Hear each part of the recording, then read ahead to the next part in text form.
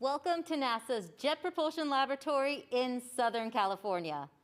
NASA's Ingenuity Mars helicopter hitched a ride to the Red Planet on the Mars 2020 Perseverance rover, which landed in Jezero Crater on February 18th. Now, the rover is getting ready to drop the helicopter off so it can attempt the first powered, controlled flights on another planet. Today, we'll bring you up to speed on the team's plans. I'm your host, Raquel Villanueva. To tell us about the upcoming milestones and the helicopter's test flights are Lori Glaze, Director of NASA's Planetary Science Division, Bob Balaram, Ingenuity Chief Engineer, Hovard Grip, Ingenuity Chief Pilot, Farah Alabay, Perseverance Integration Lead for Ingenuity, and Bobby Braun, Director for Planetary Science at JPL. For anyone watching who'd like to submit a question, you can do so by using the Mars helicopter hashtag. Our phone lines are now open to the media, and you can ask questions by pressing *1 and enter the queue. To start, I'd like to welcome Lori Glaze. Thanks for getting us started, Lori. You bet. Thank you, Raquel. We're here today to celebrate great engineering achievements that required hard work, perseverance, and above all, ingenuity. The Perseverance rover carries with it the most advanced suite of science instruments we've ever sent to Mars, as well as several technology demonstrations, including the Ingenuity helicopter. Perseverance and Ingenuity are all of NASA missions. And by that, I mean they cut across science, technology, human space flight, and aeronautics. In fact, when the decision was made to add a small helicopter to the Mars 2020 rover mission, the Jet Propulsion Laboratory looked to our Aeronautics Research Mission Directorate for their expertise in rotorcraft aerodynamics. A small team of NASA helicopter experts assisted JPL in verifying that Ingenuity could fly in Mars's super thin atmosphere, and they also helped analyze the helicopter's design. When I reflect on Perseverance and Ingenuity, I not only think about the future science and possibilities that'll be enabled by these two engineering marvels, but also about those two words and how they represent the core human characteristics that got us where we are today. The very first wheeled rover vehicle to rove on another planet was Sojourner, which landed on Mars in 1997 and paved the way for a new era of Mars exploration. Sojourner redefined what we thought was possible on the surface of Mars and completely transformed our approach to how we explore there. That small rover enabled all the missions to follow, and now Perseverance, the size of a small car, is able to carry other technology demonstrations like Ingenuity, which will further expand our horizons. At NASA, we strive to anticipate what scientists are going to need to do great science in the future, and the technology demonstrations by their very nature do this. It's a high-risk, high-reward approach that allows us to test capabilities we can improve on later, which could also advance science on future missions. Ingenuity is a limited-time project. It will have 31 Earth days to attempt to be the first helicopter to fly on another planet. It isn't intended to collect science, but because its mission is so focused, it is, at its core, innovative.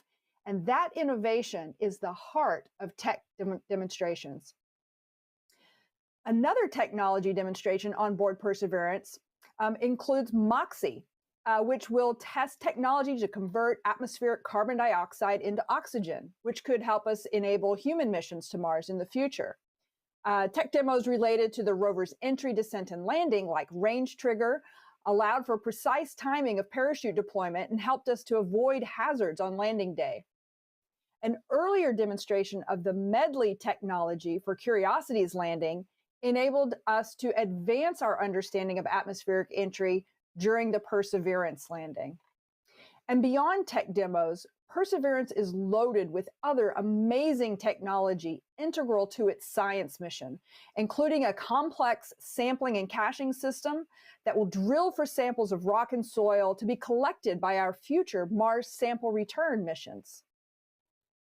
Ingenuity will open new possibilities and will spark questions for the future about what we could accomplish with an aerial explorer. Could we image areas not visible from space or that a rover couldn't reach, like shadowed craters with seasonal water flow? Could a helicopter scout ahead for rovers and help plot the most efficient course for the best science? Could we support future human missions with aerial capabilities? Those are questions for another day, but tech demos give us the leeway to be creative and test new things. Without Sojourner, there is no Perseverance, and without Ingenuity, there wouldn't be the future aerial explorers we're hoping will be enabled by the coming months' flight.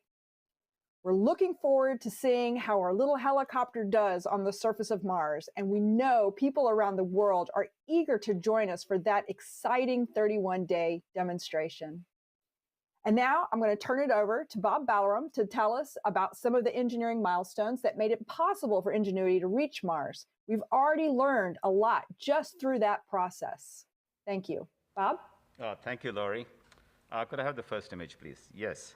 So when we see this image of Ingenuity, what comes to my mind is that it's really a first unique aircraft designed to fly a powered flight on another planet. And of all planets, it's Mars, which has the thinnest atmosphere, just 1% of Earth. And it's a very unique engineering design with its 4-foot diameter blades, counter-rotating blades, its little solar panel on top, and a fuselage that's filled with all kinds of electronics, everything from advanced items to off-the-shelf items, all carefully tailored and screened for use on Mars. It's a very unique aircraft that is capable of that kind of flight with the blade spinning at 40 RPM, 40 times a second, and really being able to take off in that thin air of Mars. But I also see a spacecraft. This is, in effect, an aircraft that also happens to be a spacecraft. It has survived launch. It has survived the journey through space with vacuum and radiation. It has survived the entry and descent and landing onto the surface with its on the bottom of the Perseverance rover. And it has survived all of the challenges and design issues that are necessary for a spacecraft. But most of all, I think of Ingenuity also as an experimental aircraft. Here is in the long tradition of experimental aircraft that started all the way from the Wright brothers, who are able to bring aerial mobility as a dimension for us to be able to travel here on Earth. In the same way, we are hoping that Ingenuity also allows us to expand and open up aerial mobility on Mars. Now, the Wright brothers in 1903, they flew this with a small spruce wood and fabric system. We in Ingenuity, with all our high-tech materials and carbon fiber skins and exotic metals, we are very proud to honor that experimental aircraft from long ago by carrying a small piece of fabric on Ingenuity. Here you see engineers installing that small piece of fabric. This fabric is from the original aircraft that flew at Kitty Hawk. The Wright brothers were auctioning pieces of this to raise money for their future efforts. And we thank the folks at Dayton History who let us honor that original pioneers with adding this piece to our Ingenuity aircraft.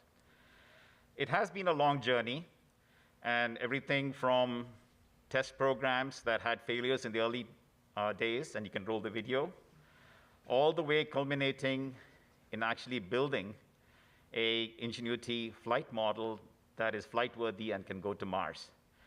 We have done a lot of testing, everything from the mechanisms to going into our 25-foot space chamber, which simulates the atmosphere of Mars, where we did a number of flights to characterize the performance of the system, to understand how well it can control itself, and to do a whole number of maneuvers to make sure that we knew how this thing could fly here on Mars.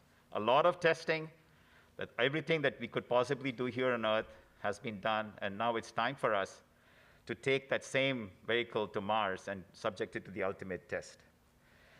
So there are still a number of challenges ahead. We are at a milestone right now where we are on the surface. We have successfully exposed ourselves to the atmosphere of Mars. We are right now in the process of having the rover drive us to a location, which will be our airfield. There will be a long 10-day sequence of careful, critical deployments. And then there will be the deposition of the helicopter on the surface. And then there will be that first exposure to sunlight when we have to charge the batteries by ourselves, where we're no longer part of the Perseverance rover and connected safely, and we're completely on our own, fully autonomous, waiting to receive commands. We will go through a number of days of commissioning, approximately a week, where we test out sensors, we test out servo mechanisms, we test the motors to make sure they spin right, and we'll be very methodical and event-driven as this engineering experiment unfolds. And then we will be at a point where we'll undertake our first flight, and then we'll progressively undertake more aggressive flights once we understand and analyze all the behavior from that first flight. So with that, I would like to turn it over to Håvard, who will tell us more about our first flight. All right, thank you. I want to talk a little bit about where we've chosen to fly the helicopter. Immediately after the rover landed on February 18th, just within a couple of hours, we started to search for a good place to drop off the helicopter.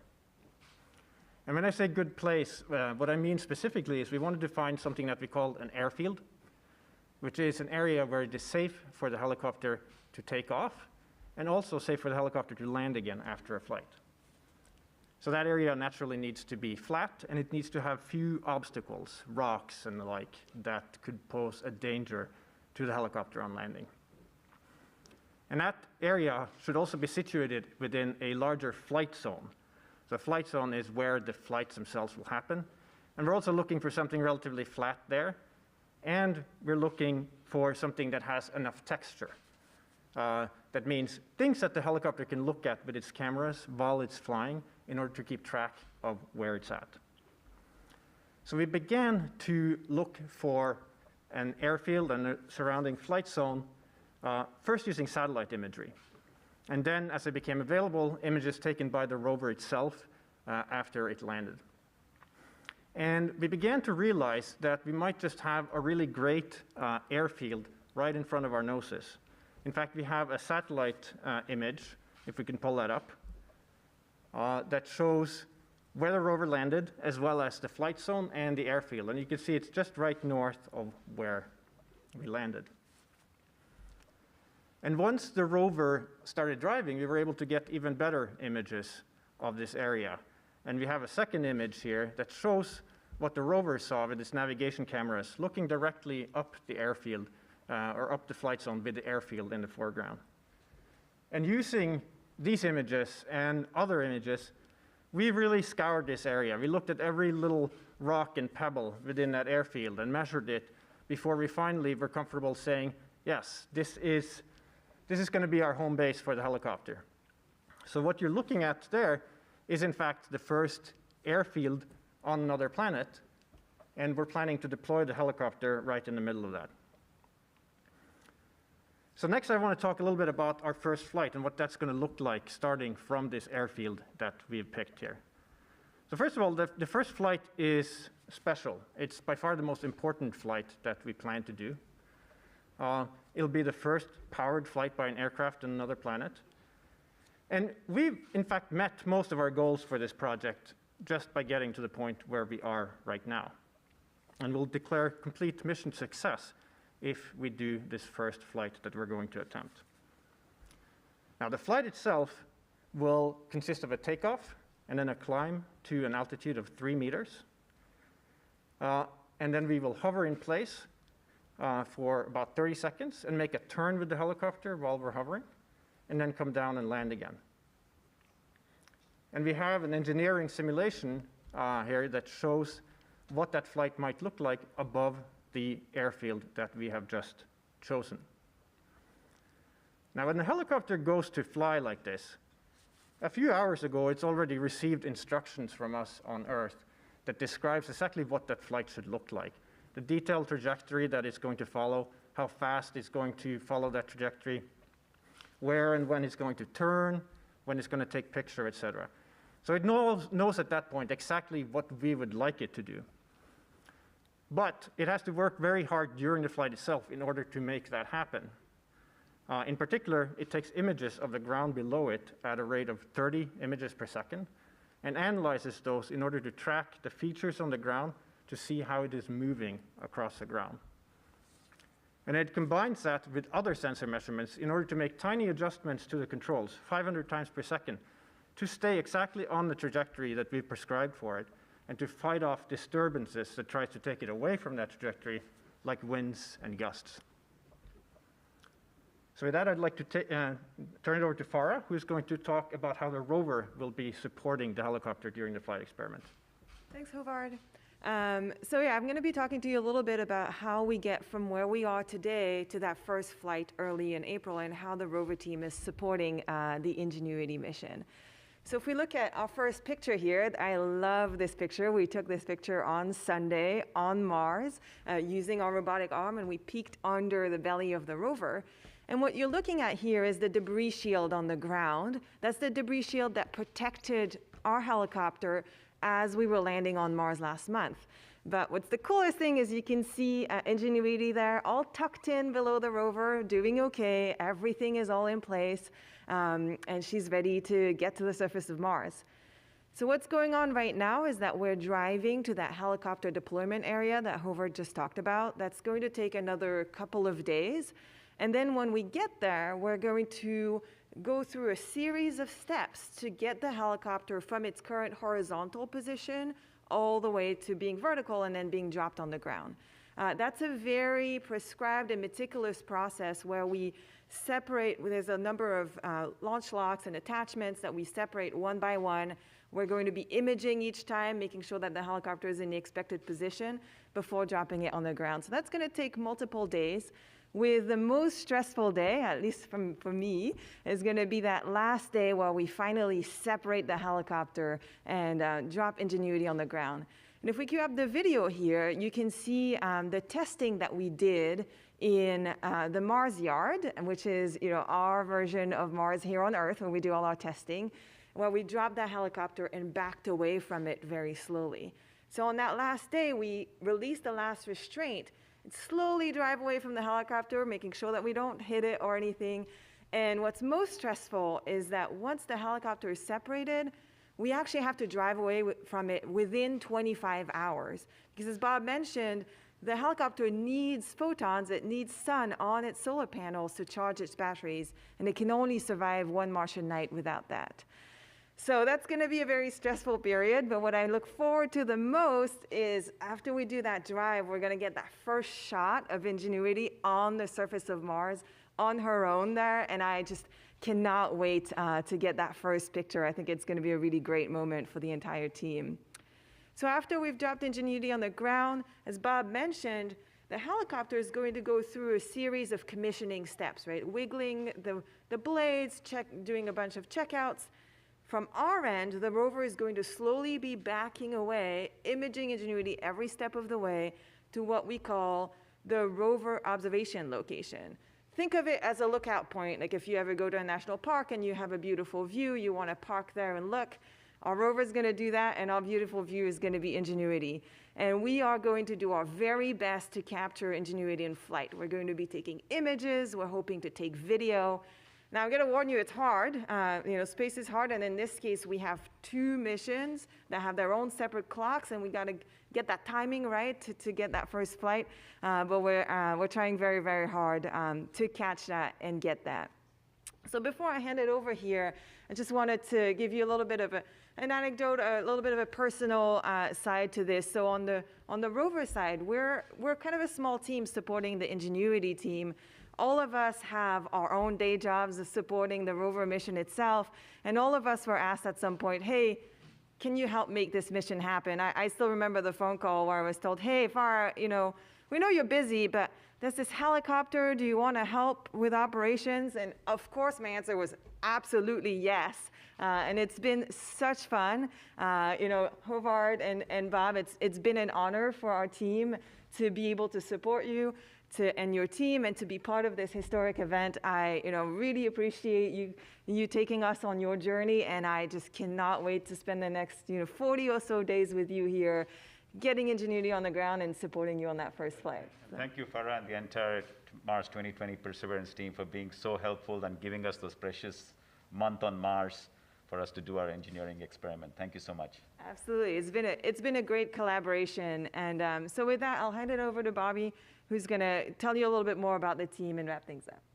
Well, thank you. Appreciate that. Before I get started, I just wanted to say a little bit about my former community in Boulder. I've been at JPL for about a year now, and prior to that, I had the privilege of serving as the Dean of Engineering at the University of Colorado Boulder. And I just want to say that, from all of us here, that our hearts go out to that community today. Boulder's a special place for many reasons, one of which is the connection to aerospace and space exploration. In fact, JPL has many partners in Boulder and across Colorado. And so to my former students, the faculty and staff that I worked with every day, and the whole Boulder community, I just want to say that we stand with you and know that you'll get through this. Thank you. This past year, our world and the lab has largely been about perseverance. But as we approach April, while we continue persevering, it feels a lot to me like the month of Ingenuity. And it's Ingenuity and this team that are primed to make space history in April, marking humanity's Wright brothers moment, the first flight of a powered craft on Mars. Ingenuity is an apt descriptor for the helicopter, but also for this team. I've watched them closely. They're close-knit, resourceful, creative, imaginative, a diverse team of innovators. And I want to take just a moment on behalf of the lab to thank the whole team for what they've already accomplished, what they've already taught us about perseverance and ingenuity as they traveled the road to Mars. Now, this team would be the first to tell you that while they may be able to fly in a near vacuum, they couldn't build Ingenuity in one. And in fact, we've had a great set of partners in this endeavor. With their deep knowledge of rotorcraft, the NASA Ames Research Center has been a source of invaluable assistance to this project. NASA Langley Research Center made significant contributions in the area of computational fluid dynamics. And in addition, I'd like to thank some of our partners at AeroVironment, at Qualcomm, and at Lockheed Martin. As Dr. Glaze mentioned earlier, Ingenuity is a tech demo. And historically speaking, it wasn't that long ago that another Martian tech demo was assembled in a clean room only a few hundred meters from where we are today. Sojourner. Sojourner demonstrated the value of surface mobility. And that tech demo mission was followed by the great scientific discoveries of Spirit, Opportunity, and Curiosity. Now, we've now added the name of Perseverance to that impressive list, a series of increasingly sophisticated science emissaries that have advanced our knowledge of Mars and taught us a little bit more about our home planet Earth. They've brought Mars home to all of us. And to think, it all started with a tech demo. In this same spirit, I can only imagine where we may be a decade or so from now. If we can scout and scientifically survey Mars from the air with its thin atmosphere, we can certainly do the same in a number of other destinations across the solar system, like Titan or Venus. We can provide higher resolution measurements, perhaps from orbit, fly farther, perhaps, than a rover could traverse, or access sites that are difficult to reach by these other means. The future of powered flight in space exploration is solid and strong.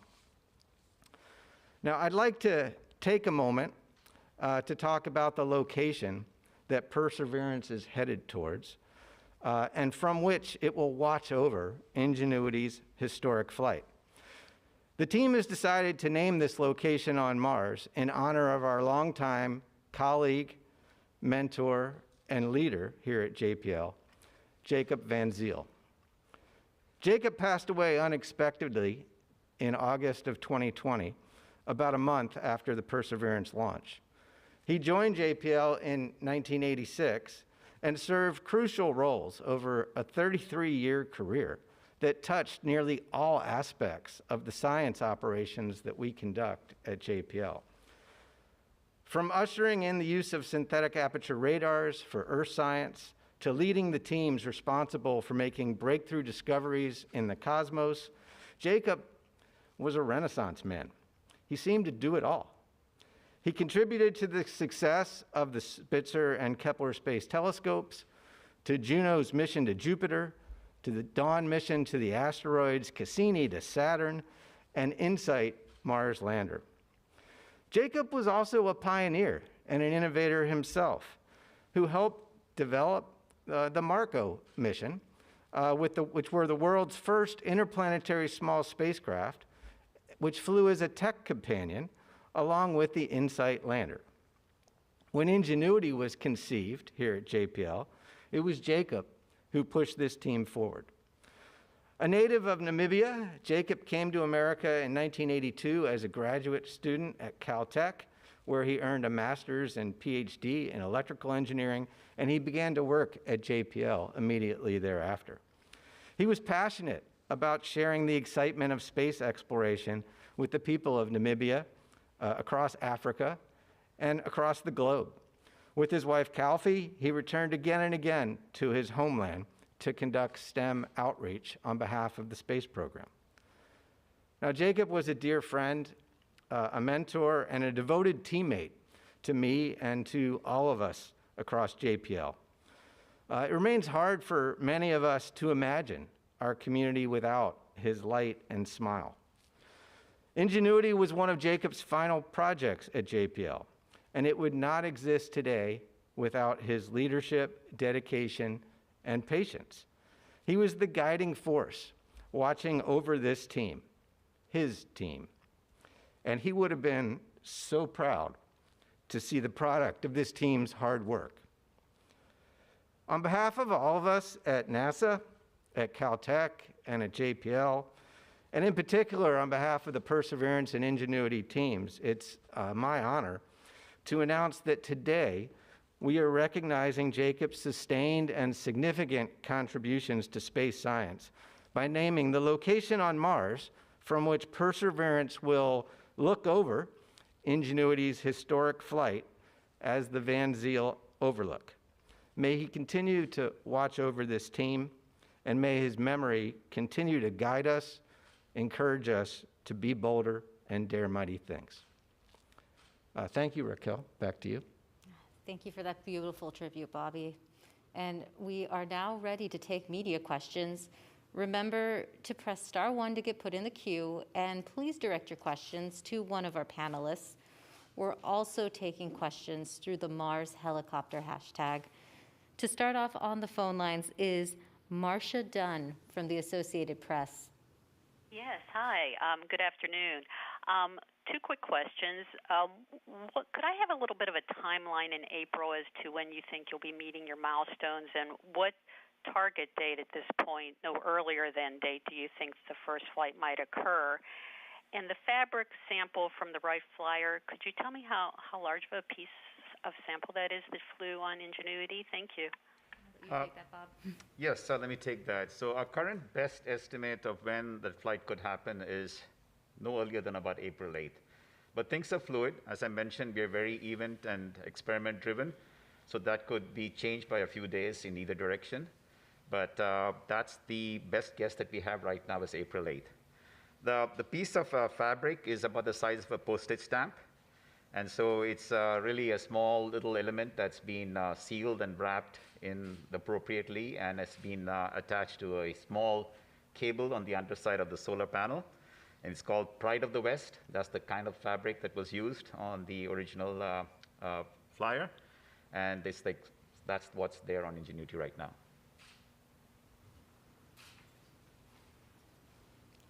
Great. And up next, we have Bob Brinkman from UPI. Hi, yeah, this is Paul. I was wondering, I know NASA doesn't like to get ahead of itself, but if Ingenuity is a total success, how soon do you think we could see another helicopter on Mars?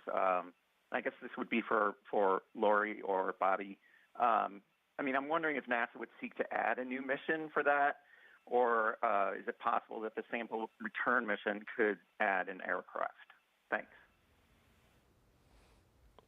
I can take that one if you like, to at least start, and then maybe Bobby might want to expand. But from the NASA perspective, I think this is going to be really, like I said, an enabling capability that we're going to demonstrate, hopefully with the flights over the next several weeks. As far as identifying a specific opportunity in the near future, what we like to do within NASA is to provide competitive opportunities to our community.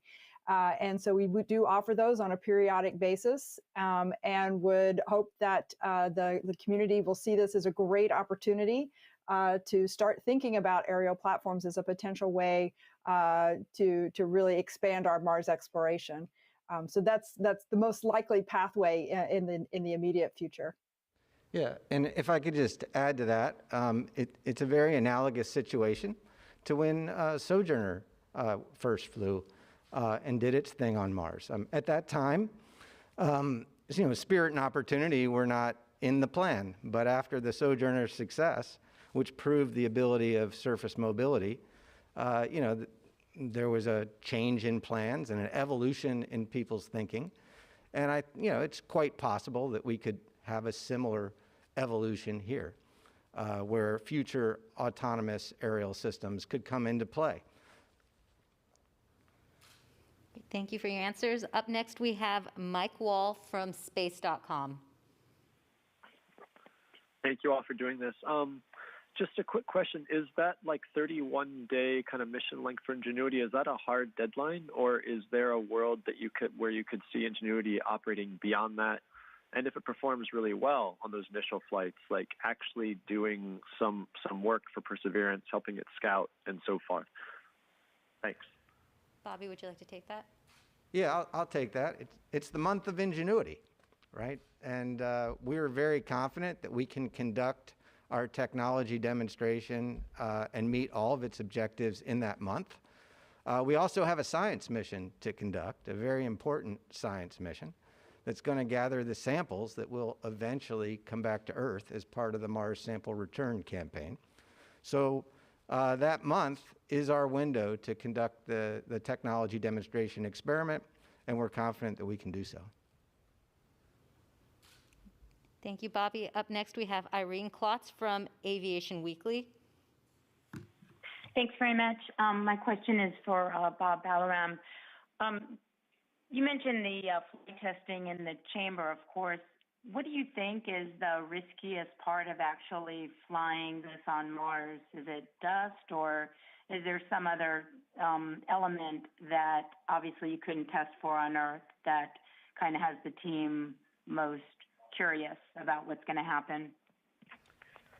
Yeah, I think the biggest challenge will be that we are flying in the atmosphere of Mars, which has its own dynamics, its own winds, wind gusts, and so forth. And these are things which we tested with wind tunnels in our chamber. We have some confidence that everything will be good, but there's nothing that beats actually being in the real environment of Mars to actually see how well the flight and the aerodynamics actually works out.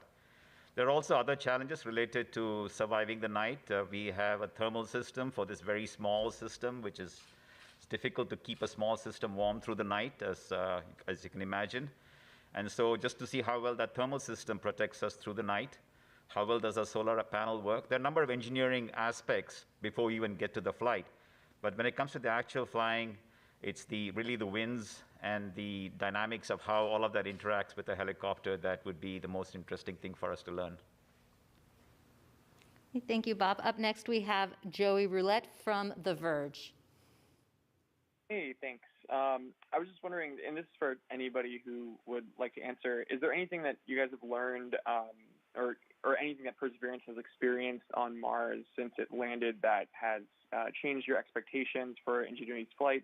And also, is there anything that would prevent Ingenuity or save Ingenuity from blowing over if there's a gust of wind or something once Perseverance backs away from it? Thanks. I can take that. So we are learning more and more about the specific winds and atmosphere and temperatures and how, how dusty the place is, how much. So we're getting a lot of information that is helping us finalize our plans.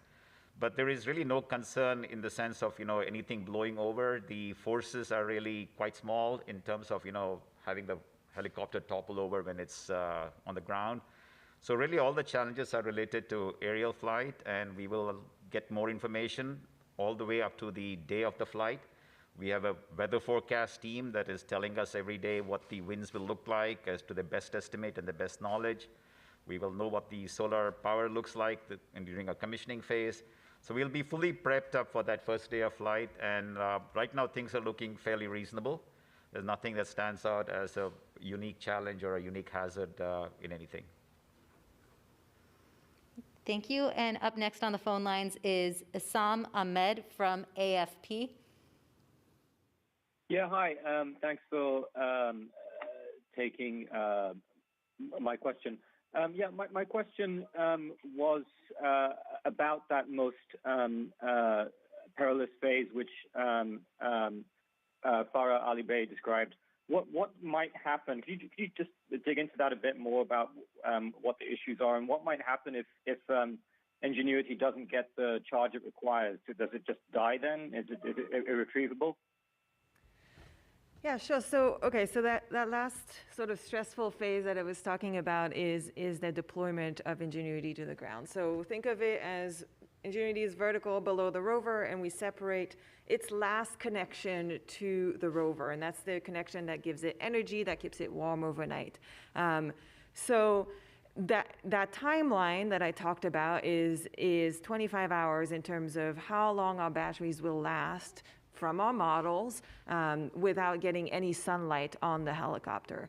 So from the rover point of view, that's a reasonable timeline. We're not talking about, we just have to drive 5 meters. It's something that we do every day on Mars right now. But still, we are giving ourselves as many shots as we can to get that drive off because it has such huge implications on the helicopter. So what we're doing is that we're dropping the helicopter on the ground. We're actually going to have ground in the loop. Us humans here are going to be able to interact and see what happened with that drop, and then we'll command a drive away from that helicopter. If that drive doesn't happen on that day, we as a team will have overnight to debug and to figure out what happened and drive off the next morning, and Ingenuity will still be okay. We have a great team of engineers, and I'm sure that whatever Mars throws at us, we'll be able to deal with it. And we sure have practiced a lot for that day to make sure that we get Ingenuity safe on the ground. Thank you. And I can add a little bit to that. As long as they do get off eventually during the next day, we have a pretty good chance of charging up a battery. It may not be a full day of charge, but it'll be partial. So if there's any delay over and beyond 25 hours, it's not necessarily that, but that's what the team is making sure that we don't get shaded under the rover for that longer time. But if they can get off the next day, even if it's a little bit late, we should be okay. Thank you for your answers. And we have social media questions coming in as well. On YouTube from Gaming Nerd 353 asks, how high do you think it will go up in Mars' atmosphere? And if it works, how will it help in future missions to Mars? Howard? Yeah, so the first flight that we're going to do that I talked about earlier, we're going to go 3 meters high. And then our nominal flight height for the remaining flights is 5 meters above the ground. So that's mostly where we're going to be. Now, as far as the potential that this has for future exploration, you can kind of think of it as, we use drones and helicopters here on Earth for all sorts of things that they're more suitable for than land-based vehicles, right? So you can just imagine being able to have that same capability on Mars, flying around on Mars. And that could be for reconnaissance purposes, taking pictures to scout out areas, potential science targets for future rovers or even future astronauts on Mars. Or it could be carrying its own science instruments into areas where you can't get with a land-based vehicle. So that's the kind of potential that this technology could have for the future. And Hovard, for our American audiences, could you convert the meters too, please? Yeah, so it's about, it's about 15 feet. It's the height of the most of the flights.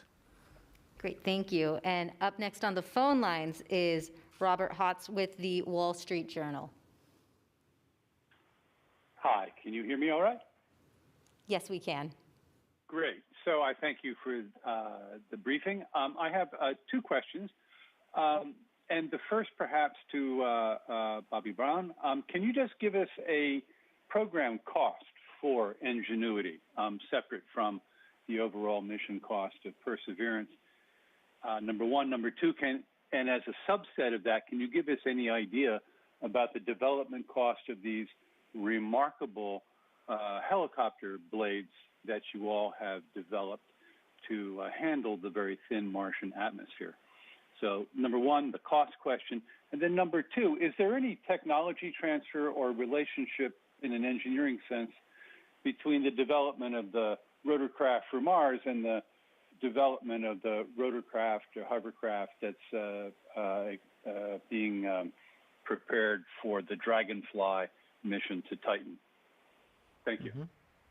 So yeah, I'll take the first question, and then I'll turn the rest over, I think, to Bob. But the program cost for Ingenuity was on the order of $80 million, and that's separate from the Perseverance cost itself.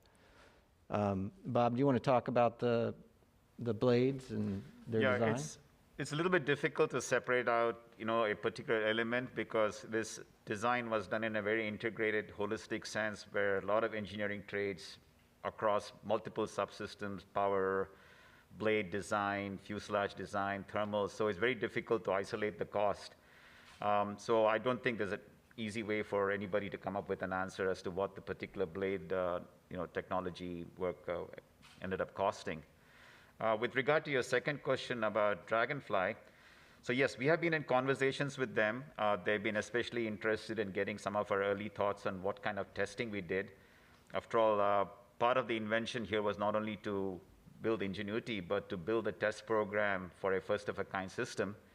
There are no, places to go to sort of look up what should you test next. So they have, some of the engineers have been in consultation with us as to what kind of testing would make sense. So we have given them some of our inputs.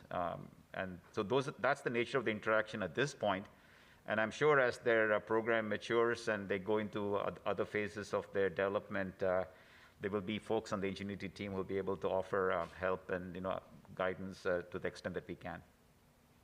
And we can also get Lori in here. Lori, would you like to answer some of the questions as well? And we can also get it repeated for you.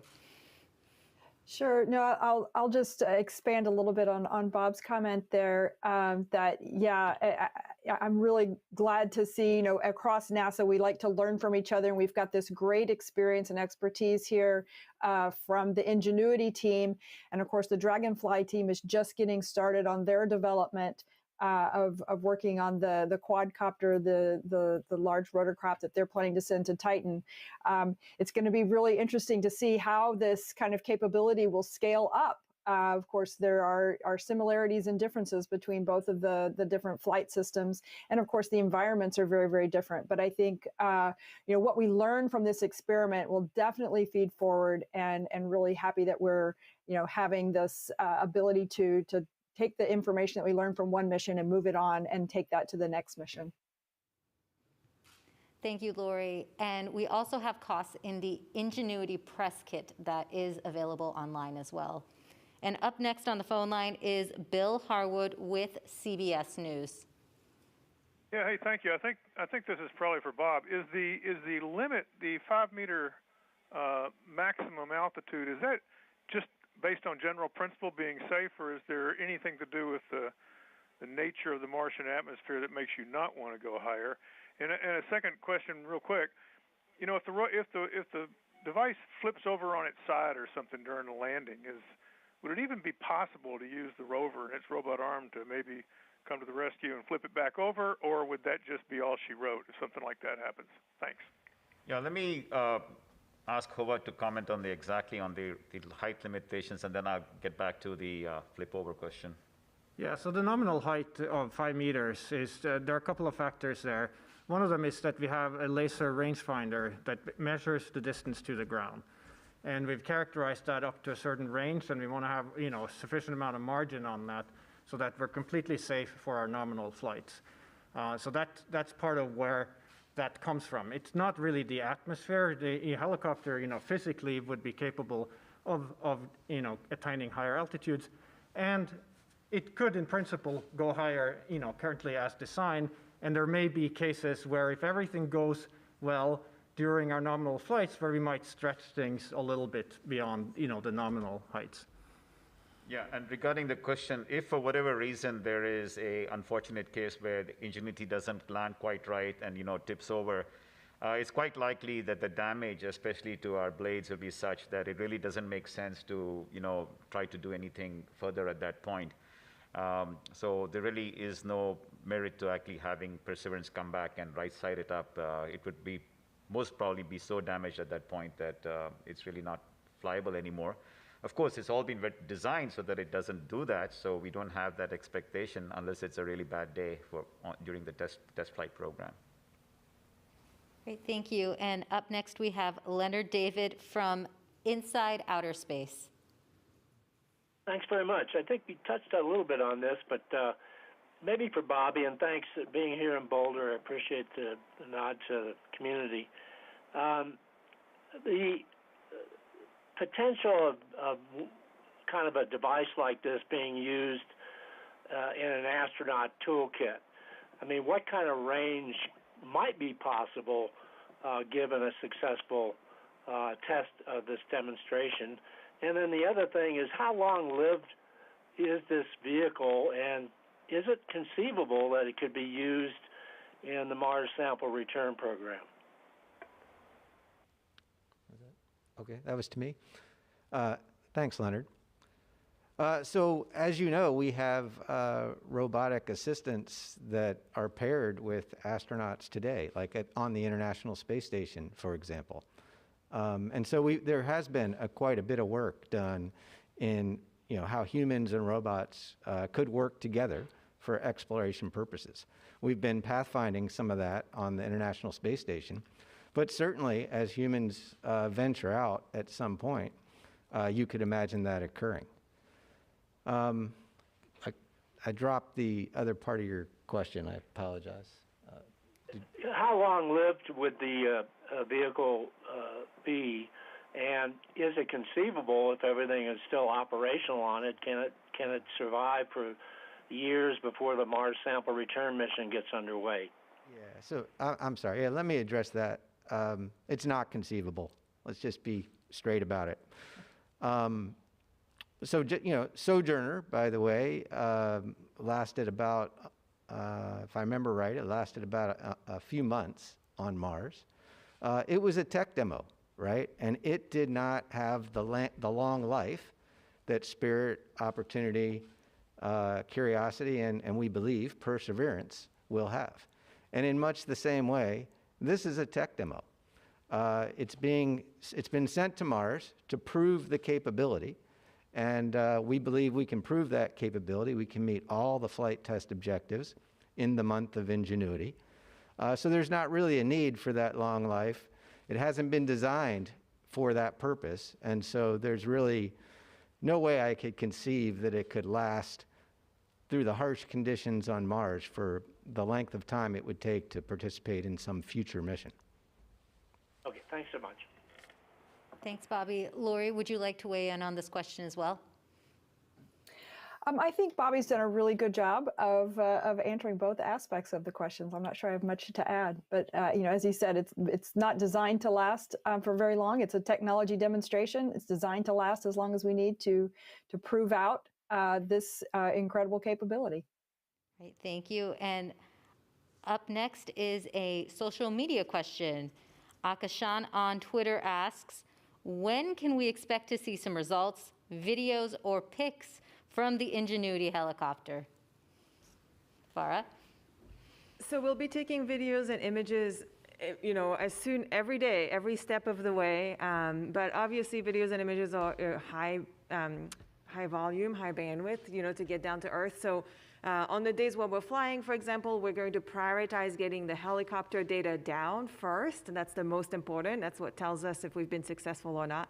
And then behind that will come the images and videos. So for every major milestone, we're expecting probably within the day or two, depending on how our bandwidth looks, that we'll be getting those images and sharing them with the public. Everything is available on mars.nasa.gov/perseverance. Great, thank you. And up next we have Paul Gross from WDIV-TV in Detroit. Well, thank you very much for taking my question. I actually have two, and I'll ask them separately because they're different questions. First question is, what was the greatest engineering challenge in designing Ingenuity? Was it, for example, getting enough lift in the thin Martian atmosphere or maintaining enough power so it could even fly? I mean, what was the greatest engineering challenge? And then I'll have one more question. Yeah, I can take that. Yeah, I think the biggest challenge was to control the mass, the total weight of this aircraft so that it would be as light as possible. The gravity on Mars helps a bit in terms of flying. It's about 40% of what you have here on Earth. But anything that gets heavy just won't be able to lift off in that thin atmosphere despite your best attempt at aerodynamics. So to keep a design where every part was carefully weighed and managed and constraints were put on the design process to make sure we didn't get a mass growth that would make flight not possible. That was the major challenge through the entire design process. And my second question, and I'm asking this because one of you alluded to this earlier, and I'm asking you this because I'm a meteorologist, but you mentioned about a weather forecast team providing you forecasts on Mars. Now, I know we get some weather data from Mars. I was not aware that you were trying to forecast the weather on Mars. Can you discuss that process and how often are you getting briefings and just describe that whole part of the process? Yeah, let me discuss part of it, and then I can turn to Howard as a pilot of the Ingenuity to talk more. So we look to weather for two main reasons. One is we want to get some sense of how much energy we're going to use keeping things warm. Is it a breezy day on Mars? Is it a breezy night on Mars? So that allows us to forecast, what thermostat settings we need and how much power we're going to use to keep ourselves warm. The second one, which, is what a pilot would care about. And in that context, Howard, do you want to talk about you as the Ingenuity pilot? What are you looking for and how are you getting it? Yeah, so there are two particular weather products that we look to. One is the density at the time of flight. And fortunately, on Mars, things tend to be very repeatable from one day to the next. And so we get these density curves that show us how the density varies throughout us all. And it allows us to project into the future what it's going to look like when the time to fly comes. And the way that we use that is, first of all, the density has to be within a range where it's flyable. And then we also adjust the rotor speed of the helicopter according to what the predicted density is at the time of flight to be optimal for that.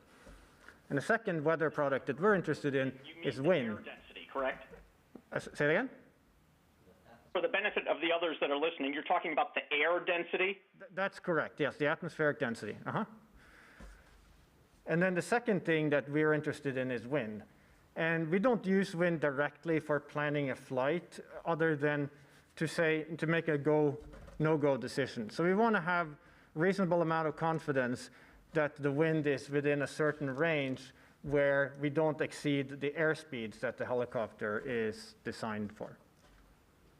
Well, I hope those forecasts are reliable. Thank you all very much. All right, thank you. And up next, we have Gina Sunseri from ABC News.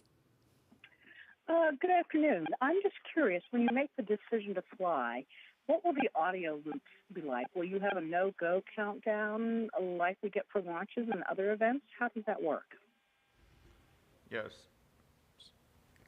Yeah, I can take that. So basically, since Ingenuity operations are done a day ahead of the actual flight, so we will be looking at weather patterns, our engineering performance on the days leading up to the flight. And then we will make a go, no-go decision as to whether we want to uplink commands to the helicopter to fly the next morning or late in the morning or very early in the afternoon. Those are the kinds of decisions we'll be taking here on Earth But they will all be decided on the day before, and then the helicopter will execute those while theoretically, I suppose, we'll all be asleep, but I somehow don't think that'll be the case, at least for the first flight. And so then we get the products back in the downlink that comes from Mars in the afternoon, and we make an assessment as to how we did. So it's not, the real-time responsive sort of countdown, go, no go kinds of things that you would see in a launch where everything is very immediate. This is a much more deliberative process that happens the day before and an assessment of the results on the day after. Great, thank you. And up next on the phone lines is Justin Silverman with Vice News. Hey there, thanks for taking my call. This is all super interesting stuff. I'm wondering, regardless of how the technology demonstration goes, what other kinds of powered flight have been considered for the atmospheres of other planets? Has there been discussion about jet engines or even hot air balloon type lift systems? Would you like me to take that one? Laura, yes, I can go speak ahead. to it. I'll speak to it a little bit. Just to be clear, there actually has already been a flight on another non-powered flight on another planet. The Europeans and the Soviet Union actually conducted a balloon experiment in the atmosphere of Venus way back in the 1980s. And so that has been done, and certainly balloons are a possible platform in various atmospheres if you've got sufficient, the right density conditions there. You could also have glider planes have been considered and thought about. I think there are a variety of different types of aerial vehicles that have been considered, but I do think that this powered, controllable aerial flight is really going to be an enabling capability that allows us to not just access different parts of a planetary surface or atmosphere, from within the air, but control that exploration and be able to be more deliberate in how we do that exploration. Thank you, Lori. And up next, we have Rick Lovett from Cosmos Magazine. I'm a numbers guy, and I'm looking for something on the scale of the landing zone. Like, how big is it? How far is the rover going to drive to drop the helicopter? How far does it go away to the overlook? How high is the overlook? So that type of thing.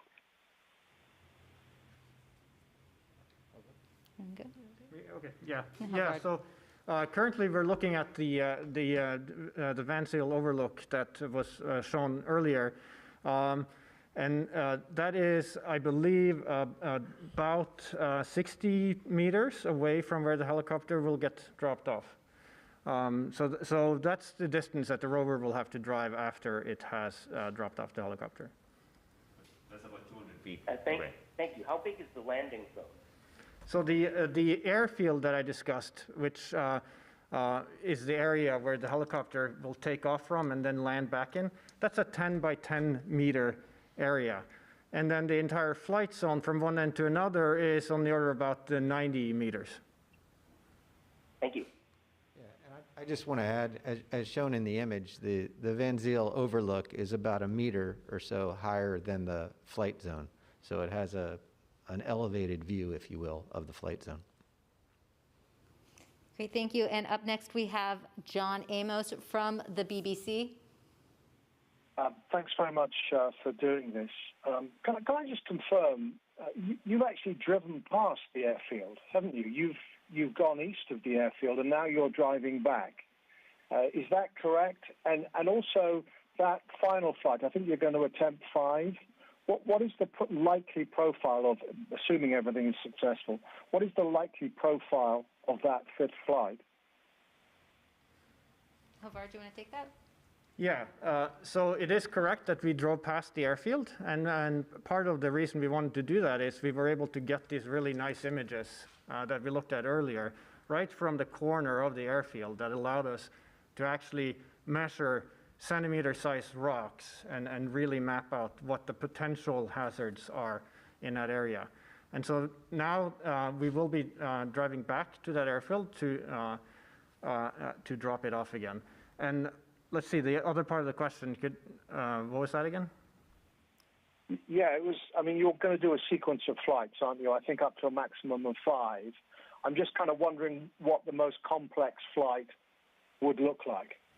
So we currently, the way that we're planning it right now is we have sort of a set of flights for the first 3, where we're focusing on demonstrating basic capability to hover, and then traversing and going slightly, longer distance where we go down the flight zone and back again.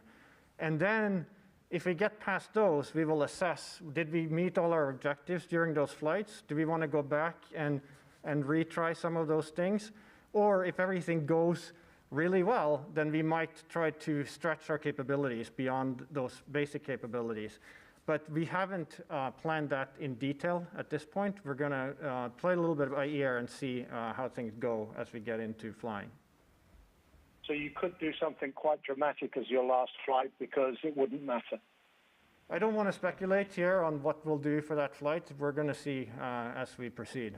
Yeah, I think I want to emphasize that this is an engineering experiment, and we will expect to learn from each of these flights, and that will inform the decisions we take for successive flights, whether it's retry attempts, whether it's stretch goals. Those are all things that come as part and parcel of doing a technology demonstration. And so we'll see where we are, tune in later and see where we are and follow us on a journey. And we'll keep you posted, both on the web and in other new media outlets to let you know as those plans evolve. That's right, thank you. And up next on our phone lines is Leo Enright from Irish Television. Thanks very much, Gabrielle. I'm with Jonathan on going for one of those craters. I'm sure that's what he's thinking, and I definitely think that would be cool, east or west of the landing site. My question, though, is somebody on the team at a technical meeting I was at recently said that this vehicle has more computer power than all, as I remember, I don't have the notes in front of me, than all previous American interplanetary missions combined. Can somebody, is that right? That seems extraordinary. I can take that. So yes, so what we are comparing is the general purpose computers that are there on every spacecraft, which control how the spacecraft behaves, how it responds to commands, and so forth. So the particular computer that we are using here on Ingenuity is about 150 times faster than the one on Perseverance. And that's just a reflection of the fact that we are able to exploit in this technology demonstration some of the latest bleeding edge, cutting edge products that are out there in the commercial industry. The processor that we have is very comparable to what you have on your cell phone from a couple, 3 years ago. And that is something that we as a technology demonstration are able to take advantage of. And it's not designed for space, but we went through a process where we convinced ourselves that for this technology demonstration and our risks posture that we take with these kinds of demonstrations, it provides the computing which is necessary for a lot of the navigation and image processing functions that Howard mentioned.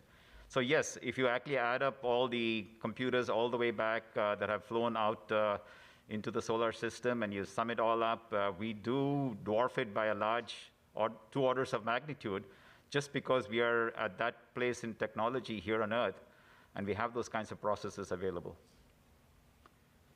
And do you rule out going for one of those lovely craters? Is that a question there? I think so. Could you repeat the question again, please? Sorry, I was just wondering, do you rule out going for one of those craters on your 5th flight? They look gorgeous.